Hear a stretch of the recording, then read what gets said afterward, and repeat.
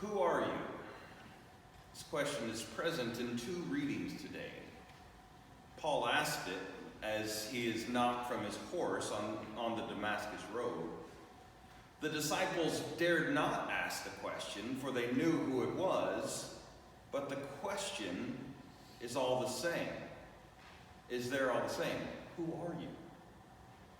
And this question is further wrapped up in the Gospel of John, because the three named people, Simon Peter, Thomas called the twin, and Nathanael of Cana in Galilee, all have famous pronouncement of who Jesus is. Peter, though it isn't actually in John's Gospel, says, "You are the Christ, the Son of the living God." Thomas, whom we had last week, has, "My Lord and my God." And Nathanael has, "Rabbi, you are the Son of God." So they did indeed know and don't need to ask, "Who are you?" Paul was famously a persecutor of the church, and on his way to contain the spread of Christianity, Damascus was a city where the two major trade routes, the Via Maris and the King's Road, met. And if they were going to go any further, then Damascus, they would both have to go through Damascus. And Jesus, while Paul was on his way to Damascus, came with a literally blinding light and knocked Paul down, causing him to ask the question, "Who are you?" Because he did not know. So it seems the lectionary is asking us to ask the question, who are you? John's revelation has a mighty answer. But in order to see properly, we need to back up just a bit. In Greek, the book of Revelation is called the Apocalypse of John, or the unveiling. What John is doing is lifting the veil and showing us what is going on spiritually. But not just any time.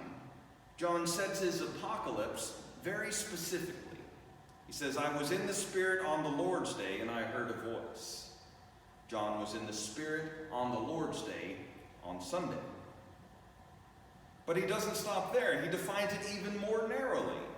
He says, "And then I turned to see the voice that was speaking to me, and on turning I saw 7 golden lampstands, and in the midst of the lampstands, one like a son of man, clothed in a long robe with a golden sash around his chest." John is in the midst of saying Mass. The Mass is, according to the early church fathers, the key to understanding the book of Revelation.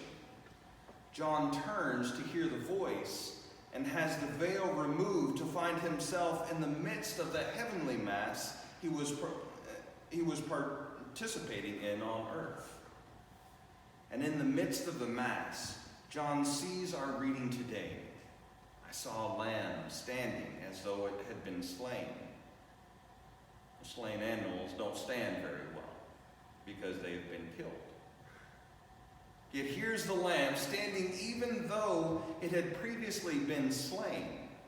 In fact, it still had the marks of its murder. And there it is, standing. This lamb is called worthy, for thou wast slain, and by thy blood didst ransom men for God. This lamb is, of course, Jesus Christ, the Lamb of God who takes away the sin of the world. John's revelation shows us what Peter, Thomas, and Nathanael know, and what Paul does not yet know, that Jesus is the Lamb of God who takes away the sins of the world. John's revelation shows us how to use our spiritual eyes. But notice more, John's revelation tells us how to open those spiritual eyes. In John's Gospel, when they do see Jesus and not need to ask the question, "Who are you?" they do so at the meal that he had prepared for them. What does Paul do at the moment his eyes were opened? It says, "And immediately something like scales fell from his eyes, and he regained his sight. Then he rose and was baptized, and took food, and was strengthened.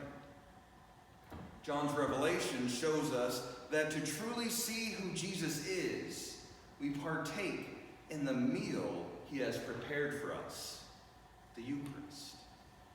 Spiritual sight is gained when we partake of him and allow him to change us to be like him. St. Maximilian Kolbe has a great line. He says, "If angels could be jealous of men, they would be so for one reason: Holy Communion." Why? Because in communion, we take him into us in a most intimate way. He literally becomes one with us as our bodies convert the bread of heaven, Jesus himself, into the nutrients that help our bodies live. And the more we do this, the more we are made to be like him. Slowly, ever so slowly, he makes us, cell by cell, into his own body. And as we become his body, we are called to go out and to be his body in the world. Notice what Jesus does with a fish, a traditional Christian symbol, by the way. Jesus asks for some of the fish that the disciples had caught, and then he prepares it and gives it right back to them. When we give ourselves to him by our reverent attendance at Mass and partake of his body and blood, he takes our body and prepares it to be like his, opening our spiritual eyes to see the world as he sees it, and then gives it back to us, saying, "Go, see that person there. See them with my eyes.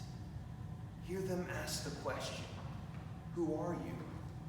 and answer them, 'I am the face of Christ in the world. Come and see.' And we invite them, too, to experience the marriage supper of the Lamb." In the name of the Father, the Son,